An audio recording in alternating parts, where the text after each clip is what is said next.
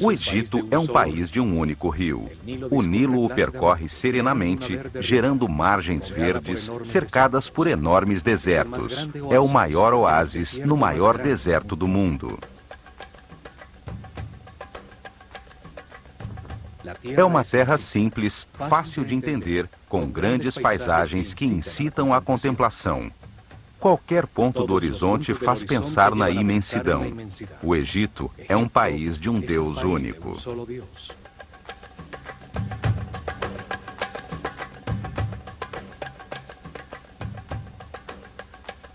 Ali, durante milhares de anos, desenvolveu-se uma civilização que viveu em paz e harmonia, sem sair de seus limites naturais para impor-se a outros povos, dedicada apenas ao aperfeiçoamento espiritual. A imagem que se tem dessa civilização mostra apenas a luz de seus sucessos. A sua linguagem escrita permaneceu incompreendida durante milênios. Decodificou-se apenas seu nível mais básico, o dos símbolos, que representam os sons da linguagem.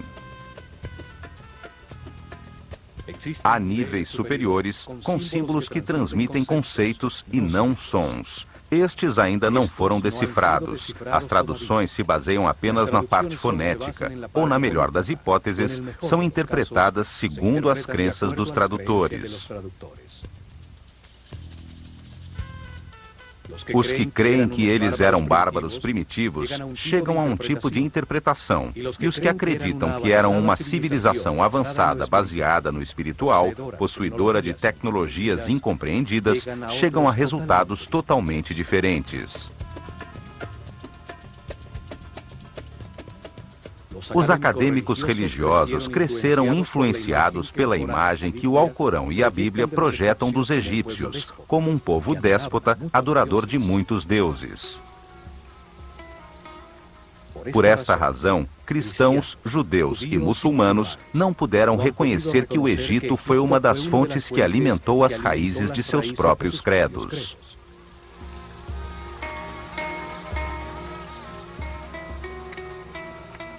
Esta imagem ficou reforçada pela incorreta tradução da palavra néter, como Deus ou deusa, quando na realidade significa força ou causa fundamental, princípio divino, função que ordena o universo. Os néters personificam atributos de Deus. Foram uma maneira simples de explicar ao povo que o único Deus responsável pela criação tem diferentes características. Não quer dizer que sejam múltiplos deuses. Um único homem pode ser um mestre, um pai e ao mesmo tempo um marido, sem ter que ser várias pessoas. São características diferentes de um único ser.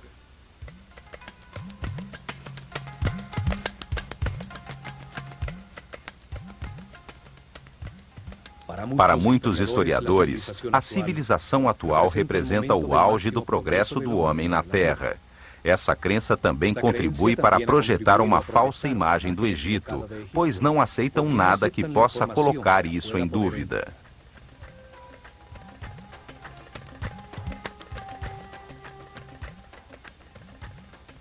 Aceitam apenas parcialmente os documentos cronológicos de governantes egípcios que chegaram a nossos dias, invalidando os registros anteriores ao rei Menes, alegando que apenas essa parte é um mito. Os acadêmicos racionalistas contribuíram também para falsear a história egípcia, ao não aceitar a existência da ciência e filosofia antes da civilização grega, apesar dos grandes pensadores e matemáticos gregos terem encontrado respostas no Egito.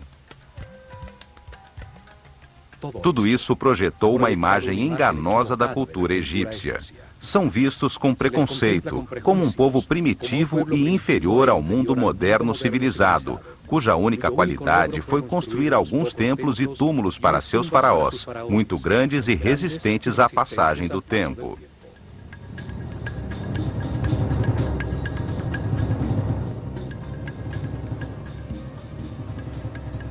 Estes programas procuram reexaminar a sua cultura. redescobrir seus templos para conhecer as verdades entalhadas em seus muros, abrir uma porta sobre seu conceito de realidade com a mente livre que permita ver além dos mitos em que os sepultamos.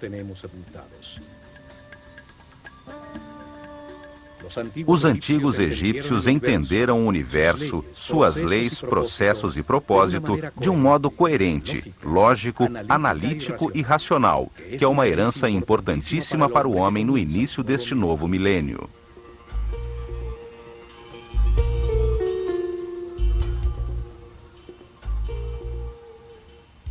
Novas informações começam a surgir.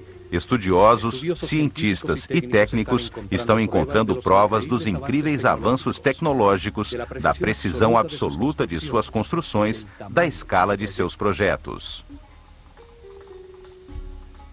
Seus feitos foram subestimados. O fato de nem sequer imaginar a sua tecnologia não quer dizer que não tenham movido, de maneira inexplicável, enormes pesos através de grandes distâncias, que tenham cortado, entalhado e acoplado duríssimas lajes de granito e diorita com precisão atômica, possível somente com tornos e serras ultrassônicas. A precisão matemática de suas construções é tal que nos 5 hectares da base da Grande Pirâmide há um desnível de apenas 8 milímetros. A tecnologia atual teria conseguido apenas um desnível de 40 centímetros.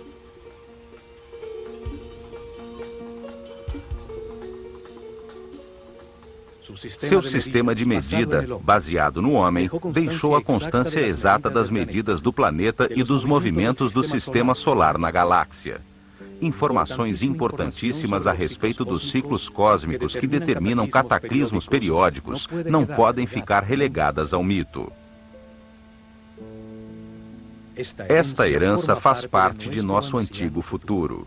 O que foi encontrado até agora mostra de maneira evidente que manipularam conhecimentos avançadíssimos em todos os campos das ciências, arte, filosofia e religião.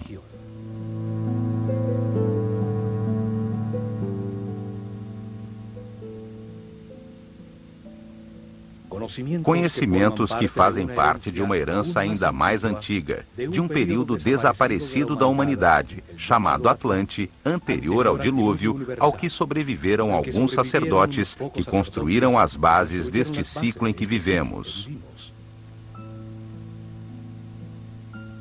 A humanidade teve grande desenvolvimento na Terra. Alguns sacerdotes cientistas, prevendo a catástrofe, prepararam-se para sobreviver a ela. A eles se deve a aparição súbita, sem nenhum período de evolução, de todos os conhecimentos egípcios. Esses sábios estruturaram uma fechada casta sacerdotal. Se organizaram em templos para que os seus sucessores guiassem o povo num processo de aperfeiçoamento espiritual que perduraria milhares de anos. Chamaram-se sacerdotes da escola de mistérios do olho de Horus, depositários do conhecimento.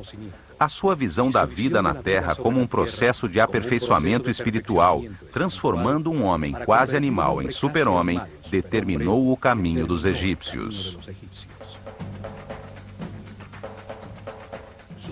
Sua maneira de entender o progresso como uma evolução dos conhecimentos sobre o universo não tem parâmetro para o homem ocidental, que vê o progresso como aquisição de confortos materiais. A escola de mistérios acelerou o processo evolutivo de uma série de iniciados que receberam dados para entender o mundo dual em que vivemos, de contrastes extremos, de luz e escuridão, de medo e amor. Dessa maneira, entenderam que nas diversas vidas experimenta-se na própria pele esses extremos, como resultado das decisões tomadas livremente, o que permite comparar e encontrar a verdade. Cada vida é um passo necessário que acrescenta conhecimento. Os egípcios viram no homem um modelo na escala do universo, que ao entender-se a si mesmo, pode encontrar verdades superiores, deduzir aspectos da realidade. O que vale para o universo, vale para o homem. Os sábios sacerdotes ensinaram que tudo existe numa grande mente. Somos pensamentos de Deus, com capacidade para criar em nosso próprio pensamento. Somos aspectos de uma só realidade. Tudo é único. Um é tudo.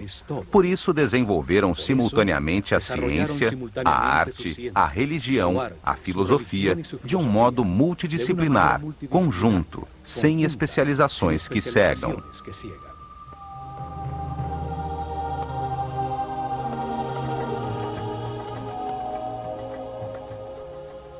Viram a criação como o ato consciente de um único Deus.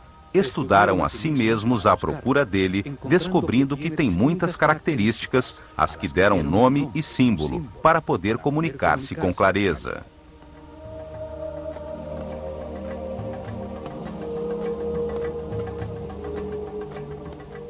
Deram o nome de Atum à característica de Deus não manifesto, quando ainda não criou o universo, que existe apenas potencialmente dentro dele.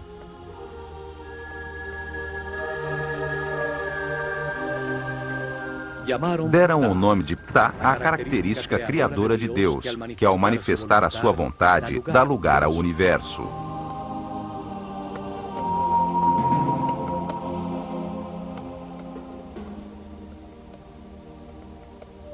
E chamaram Amon a característica de Deus que torna o homem livre de criar na sua própria mente a sua imagem e semelhança.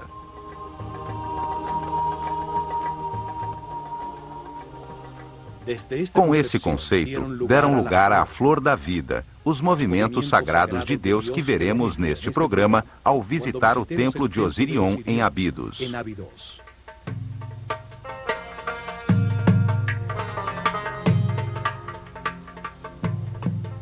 Os templos foram instrumentos científicos de alta precisão para medir e registrar os movimentos dos astros. Sua herança nos diz que os astros determinam os ciclos do universo e os processos por que passa o homem, a humanidade.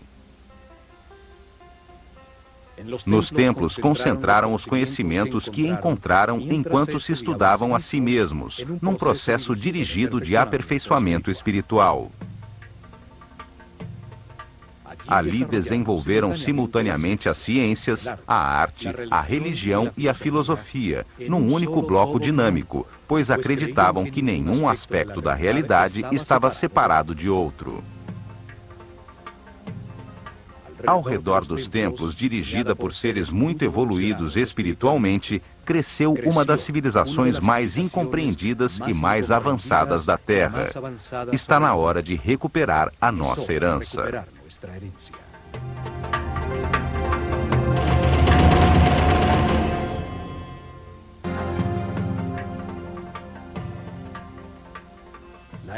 A herança de sua civilização, sua visão do universo, está resumida em uns poucos símbolos, sabiamente escolhidos entre os elementos da sua realidade.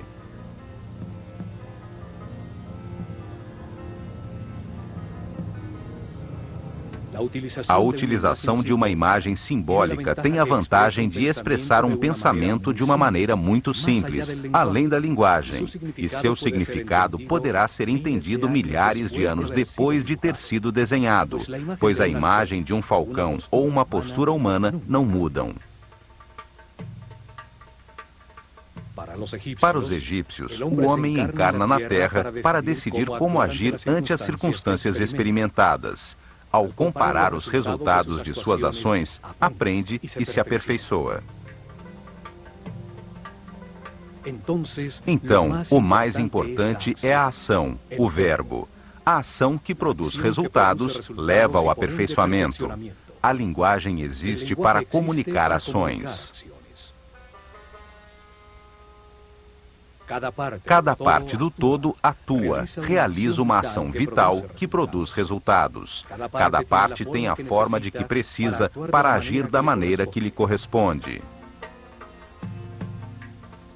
Os egípcios expressaram suas ideias através de 3 tipos de símbolos ou escritas. São chamadas de escrita hieroglífica, hierática ou demótica.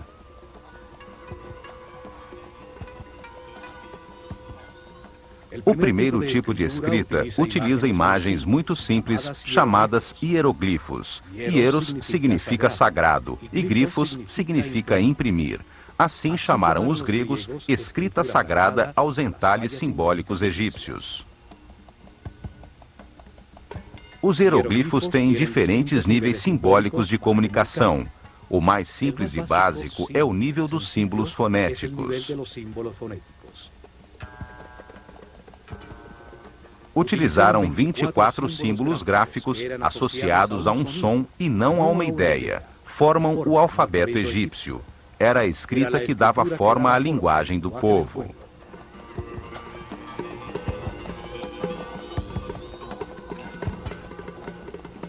São o primeiro alfabeto usado pelo homem, do qual se derivou o alfabeto fenício e, mais tarde, o alfabeto grego.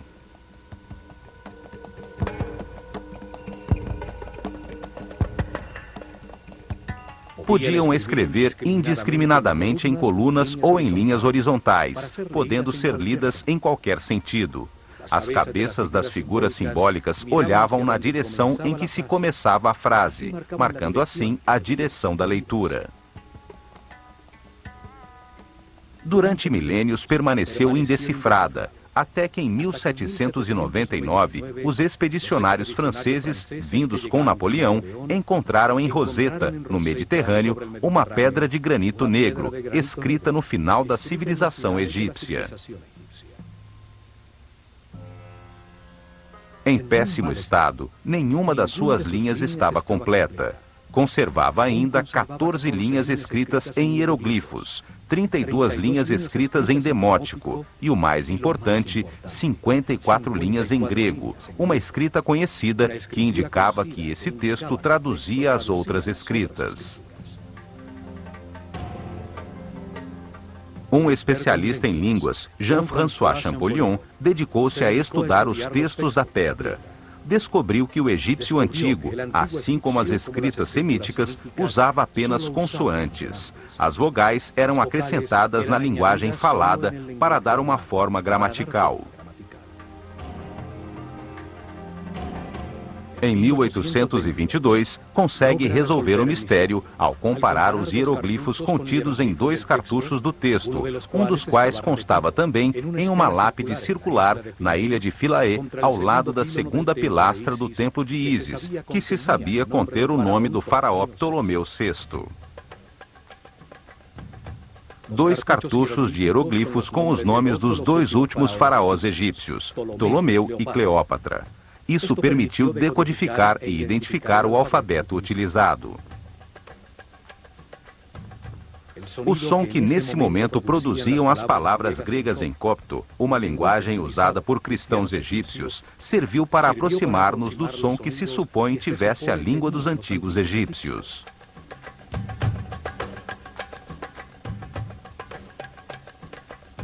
Assim se consegue decifrar o primeiro nível da linguagem com seus 24 símbolos entalhados há milhares de anos.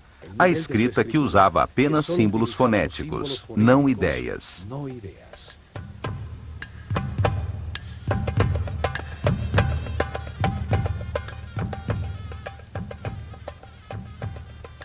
Mas existe um nível mais alto de comunicação nessa mesma escrita hieroglífica.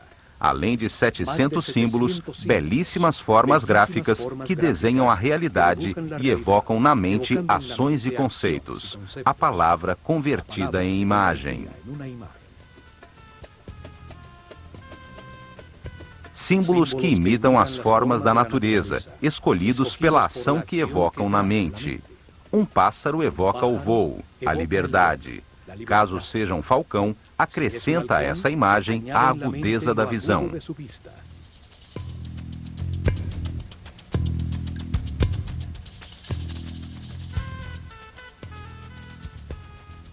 A figura de um olho comunica a ação de ver.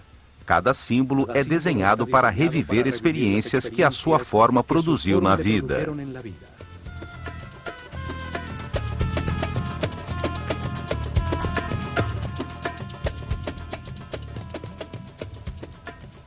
Usavam também partes facilmente reconhecíveis que fazem pensar em uma ação vital. 2 braços elevados fazem pensar em orar. 2 pernas evocam a ação de andar. 1 braço estendido, a ação de apontar.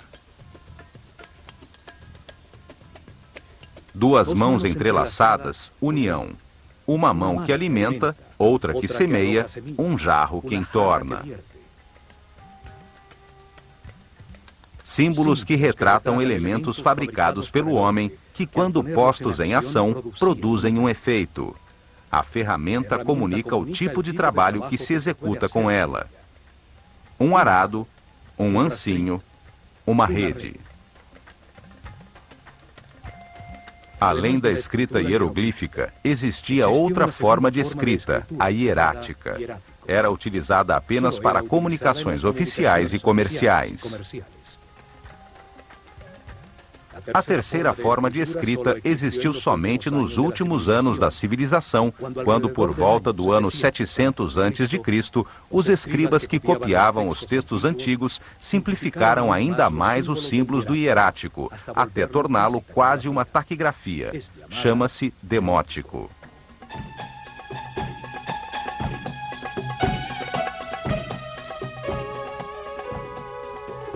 Novas interpretações estão surgindo, permitindo entender que os mitos e símbolos usados pelos egípcios são apenas uma forma fácil de comunicar conhecimentos e expressar conceitos sobre a realidade. Ao converter ideias em histórias, facilita-se a sua compreensão. Os sábios sabiam que dar informação sem a compreensão da mesma é um exercício inútil.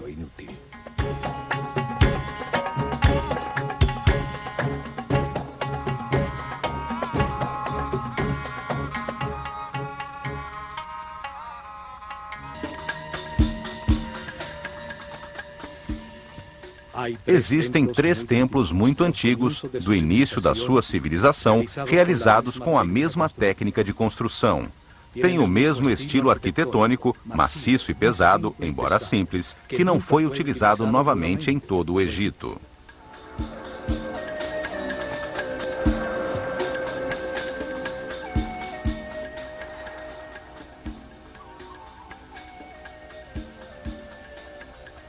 Dois deles se encontram em Gizé, o Templo da Esfinge, construído exatamente em frente a ela, e o Templo do Vale, ao sul, nessa época em frente ao Nilo.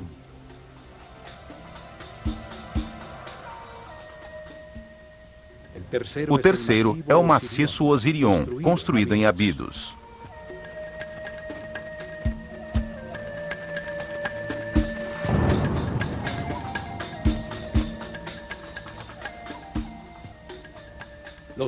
Os 2 templos de Gizé foram feitos com os imensos blocos que sobraram da construção da Esfinge.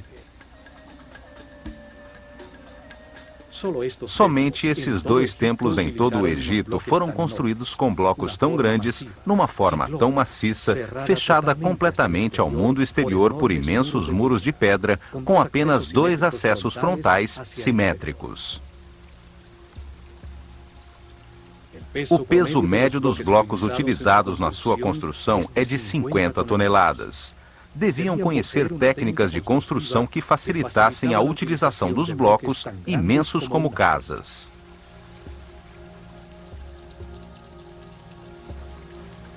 Não usaram blocos regulares. Eram todos diferentes, com seus lados cortados em diferentes ângulos, sobre os quais encaixavam de maneira exata e milimétrica os que colocavam por cima. Outra particularidade desses templos é que os blocos dos cantos estão cortados de modo especial. Cada um deles faz parte dos 2 muros, a fim de que toda a estrutura do edifício não tenha interrupções.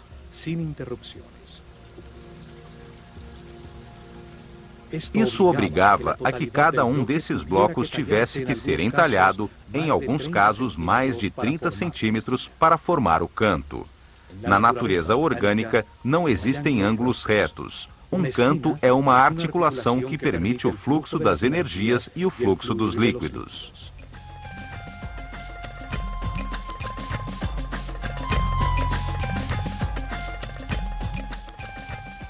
Estes templos tinham um salão central coberto com uma laje de pedra sustentada por gigantescas colunas simétricas, formando um grande terraço superior que dominava a planície.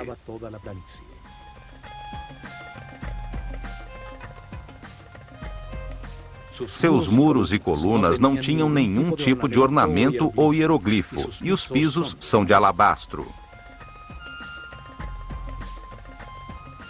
O salão era iluminado por clarabóias no teto de pedra que deixavam entrar um foco de luz diretamente sobre as estátuas dos Néters, similares a esta de Sekhmet no templo de Karnak.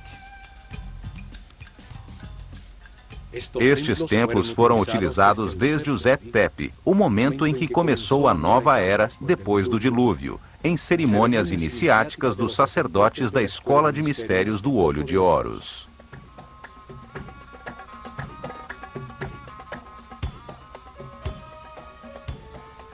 Nos dias de equinócio, sobre o terraço do templo, à altura do olhar da esfinge, colocavam a barca de ouro.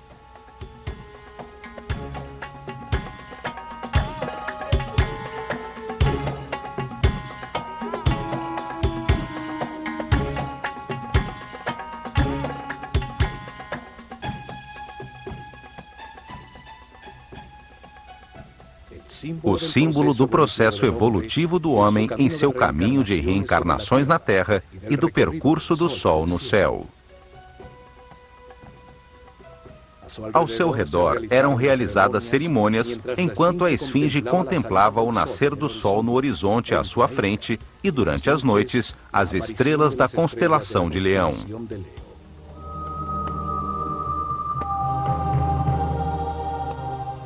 Existem 4 razões para que se diga que a esfinge e esses templos foram construídos pelo faraó Quefren. A primeira é que no templo da esfinge foi encontrada enterrada de cabeça para baixo a famosa estátua de Diorita Negra de Quefren, com um falcão no ombro. A segunda é que afirmam que a cara desta estátua é igualzinha ao rosto da esfinge. Achamos as suas feições muito diferentes das de Quefren. A terceira é que entre os braços da esfinge encontrou-se uma lousa entalhada por Tutmoses IV, que numa de suas linhas tem a sílaba Kef, apesar de na mesma lousa estar escrito que a esfinge estava nesse local desde o início dos tempos, o Zet-Tepe.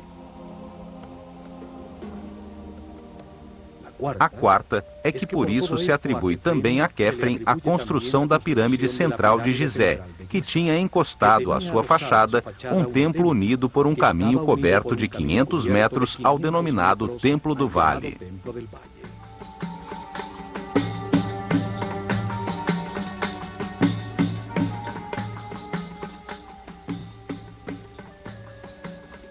No entanto, a pedra dos muros destes templos é do mesmo tipo do bloco monolítico da esfinge, certamente feitos com o que sobrou do seu entalhe.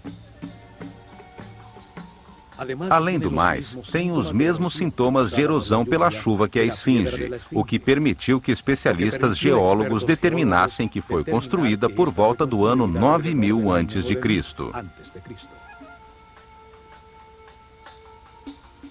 Certamente o faraó Quefren reformou o antigo templo, cobrindo pelos 2 lados os muros já deteriorados pela erosão com lousas de granito.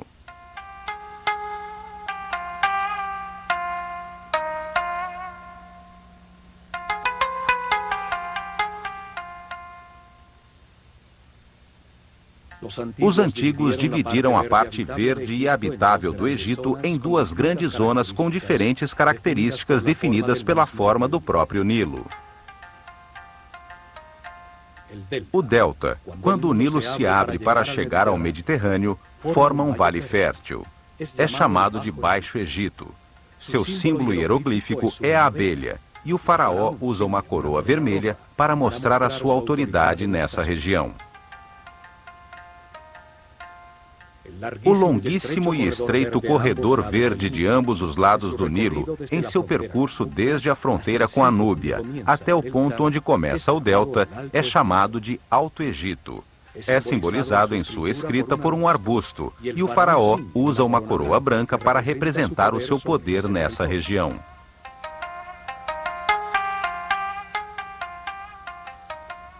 A história aceita do Egito começa com a unificação destas duas regiões sob uma só coroa branca e vermelha.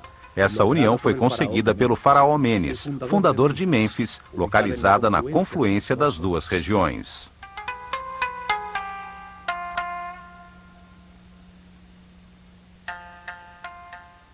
Abidos está ao sul, no Alto Egito. Ali se encontram dois templos, um ao lado do outro. O dedicado por Sete I a Osíris, atrás do qual se encontra a escavação em que apareceu o segundo templo, o Osirion, que permanece parcialmente submerso.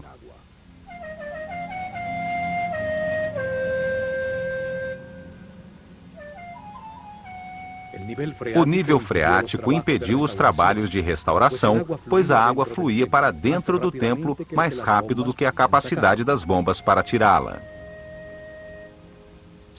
Estima-se que foi construído no alto de uma colina por volta do ano 9000 a.C., quando o nível freático e a superfície do Nilo estavam 10 metros abaixo. Foi o primeiro templo no Egito dedicado a explicar a vida como parte de um caminho de reencarnações sucessivas, permitindo adquirir dados sobre o universo, evoluindo da ignorância à sabedoria. Sua arquitetura maciça, sem nenhum tipo de hieroglifos, com lajes e pedras pesadíssimas e de corte imenso, é muito semelhante aos templos em frente à Esfinge. Enormes blocos irregulares, todos diferentes entre si, com cortes de assombrosa precisão, juntas de construção e exatidão de montagem.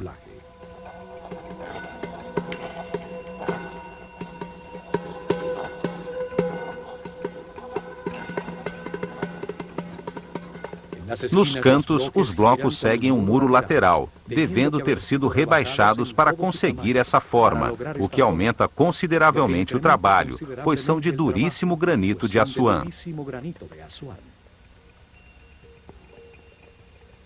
Tudo isso implica numa técnica de construção desaparecida, numa época em que supostamente não existiam ferramentas que produzissem cortes tão precisos, movessem blocos tão pesados ou juntá-los com tanta exatidão.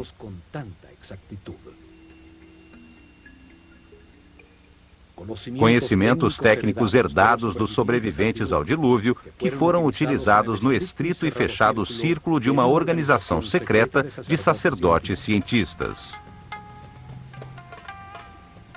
As técnicas e ferramentas usadas nunca foram postas à disposição do povo em geral, certamente porque era muito perigoso entregá-las a mentes primitivas com emoções e paixões descontroladas.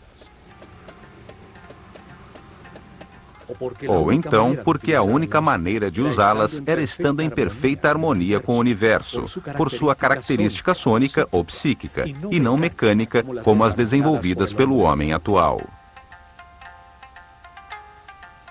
O templo tem uma forma retangular com uma plataforma rodeada de água, elevada no centro, a que se chegava por escadarias dos dois lados, dificilmente visíveis atualmente por causa da água.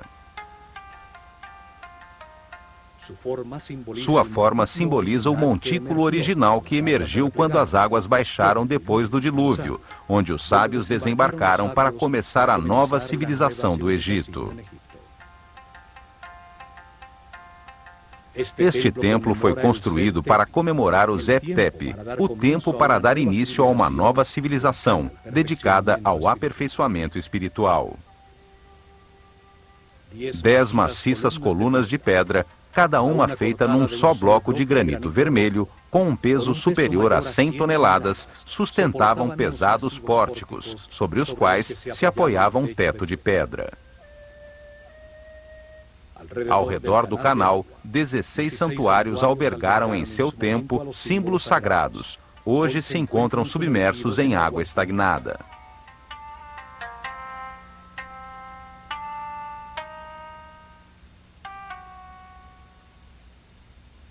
No canto superior de um desses imensos pilares, encontram-se lado a lado 2 estranhos círculos com figuras geométricas em seu interior, tocando-se nas beiradas.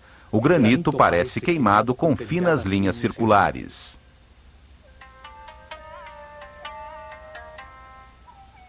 Trata-se da flor da vida, um símbolo de geometria sagrada egípcia que mostra os movimentos iniciais de Deus para criar o universo.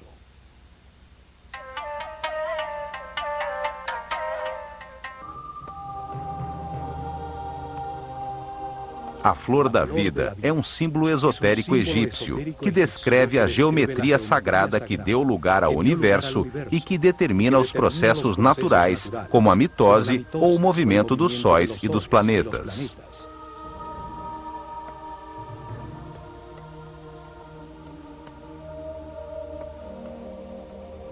Uma forma que conceitua a vida como um processo no tempo. A forma que contém os ritmos, as horas, os dias, os meses, os movimentos dos corpos celestes, durante os quais a ideia toma forma, a semente germina.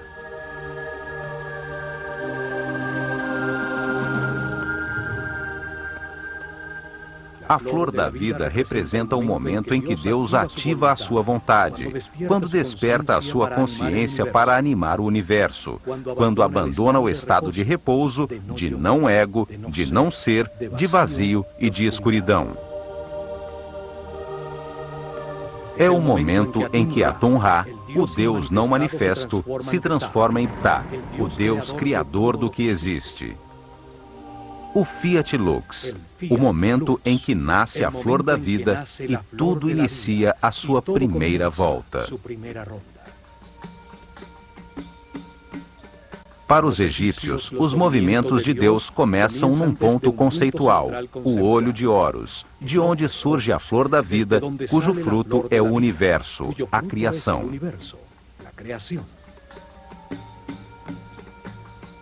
O ponto é referência para saber que existe o movimento. Nele começa a sua geometria sagrada. Dali, Deus cria o primeiro espaço virtual do universo.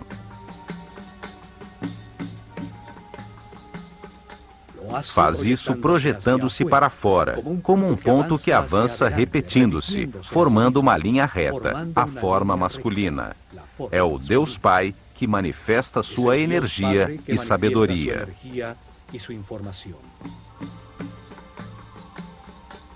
Sua vontade ativa é transformada por Deus Mãe, a substância infinita, que gera em seu interior uma resposta, o Deus Filho, que regressa com a percepção de um plano virtual reconhecido. Assim, os egípcios entendem a Trindade como um processo simultâneo, equilátero, de dados enviados, recebidos e conscientizados. Por isso, o triângulo equilátero é a base do tetraedro, o primeiro sólido puro, forma primária, masculina de tudo que foi criado.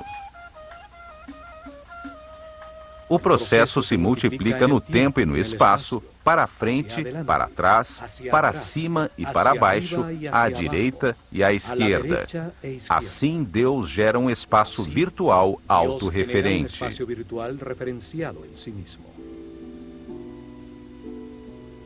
Simultaneamente, ao girar esse volume percebido ao redor do ponto de partida, constrói-se o princípio feminino, a esfera.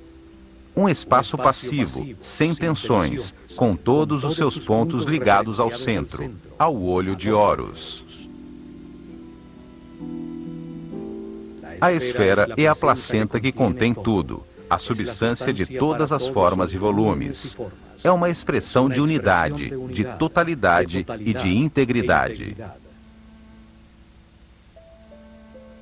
Nenhum dos pontos da superfície é mais importante que o outro, e chega-se a todos da mesma forma, desde o seu centro de força e energia que os origina.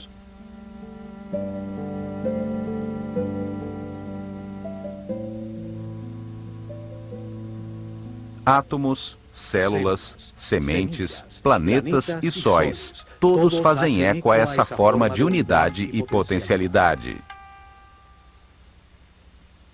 A primeira esfera virtual contém os 5 modelos de poliedros regulares, sólidos com todos os seus lados e ângulos iguais, chamados de sólidos platônicos, em homenagem a Platão, que aprendeu a flor da vida com mestres egípcios.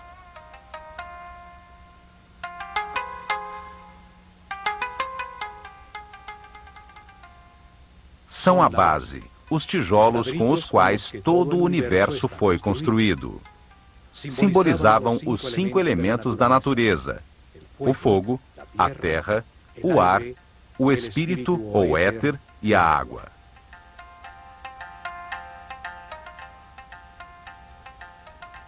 Assim Deus compreendeu, criou e percebeu, desde seu centro de força e energia, o primeiro espaço finito, que simboliza a Terra, dentro do espaço infinito, o céu.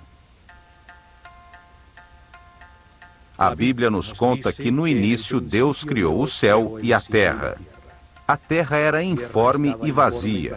As trevas cobriam a superfície do abismo, e o Espírito de Deus se movia entre as águas.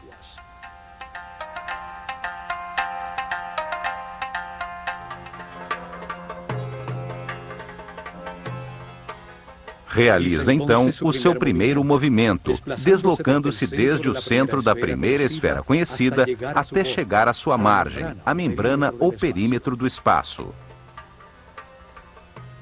Desde esse novo ponto central, se repetem os movimentos que já conhecemos, gerando-se assim outra esfera. Na interseção das duas esferas iguais, gera-se a forma mais importante das já existentes. É a chamada Vesica Piscis e simboliza o Verbo Divino. Os egípcios acreditavam que de seu interior surgiram os números, os 7 sons fundamentais, as letras e toda a sabedoria da criação. Tem a mesma forma do olho e da boca humanos. Em seu interior, cabem exatamente 2 triângulos equiláteros que, ao estarem contidos num retângulo, são a base da proporção áurea, a divina proporção. Essa proporção foi utilizada em todos os seus templos, como no Osirion, para relacionar as 3 dimensões entre si e estas com a natureza. Daí derivam todas as relações matemáticas fundamentais e os números importantes como Φ e Π. Simboliza também a visão compartilhada, o entendimento mútuo entre indivíduos iguais, terra comum.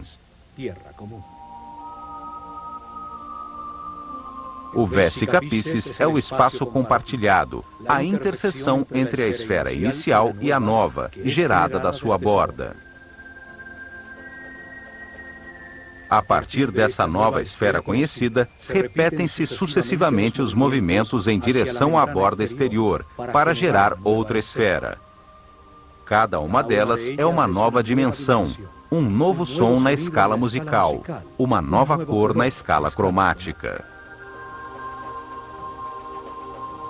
Assim vão se construindo 4 esferas, 5 esferas, 6 esferas, e nesse momento se chega à 7ª e última esfera, com a qual se encerra o primeiro ciclo e se completa a semente da vida.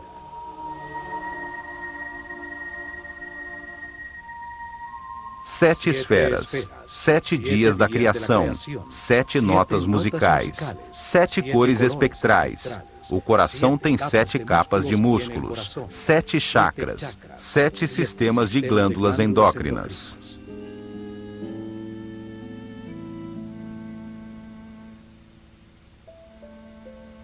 Esse padrão geométrico se repete infinitamente. É a base de tudo que existe. E seguindo, a natureza faz crescer as flores, constrói 1, 2, 4, 8 células primárias, o corpo humano ou as galáxias. Ao expandir-se como uma eterna espiral, vai gerando novas esferas, e na terceira volta, completam-se as 19 esferas que formam a flor da vida. Este padrão geométrico toma a forma de uma flor e é ao mesmo tempo um processo eterno. Contém as harmonias musicais, as escalas de luz, os padrões de crescimento dos tecidos vivos.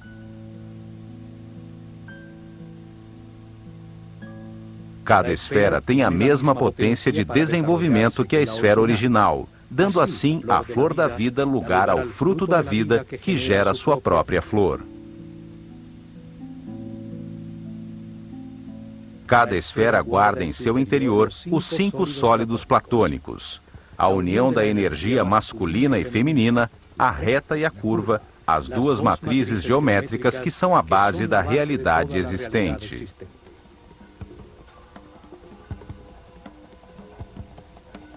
Os sólidos platônicos equiangulares e equiláteros conectam os centros de todas as esferas. Assim aparece o tetraedro, o cubo, o octaedro, o icosaedro e o dodecaedro.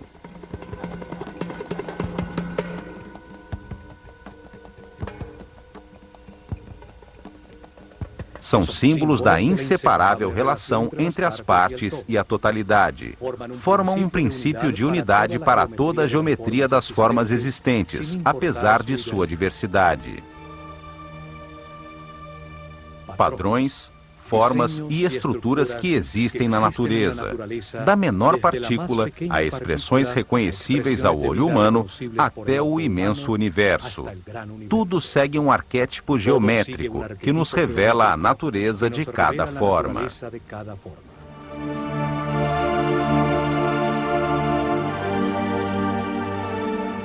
A flor da vida revela que tudo está conectado, é inseparável e único.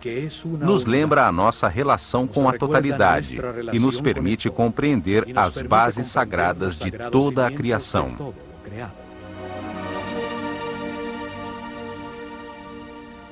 Com ela, os sacerdotes da escola de Horus ensinavam o respirar da totalidade, o que é Deus e como diversifica a sua consciência através da nossa vida.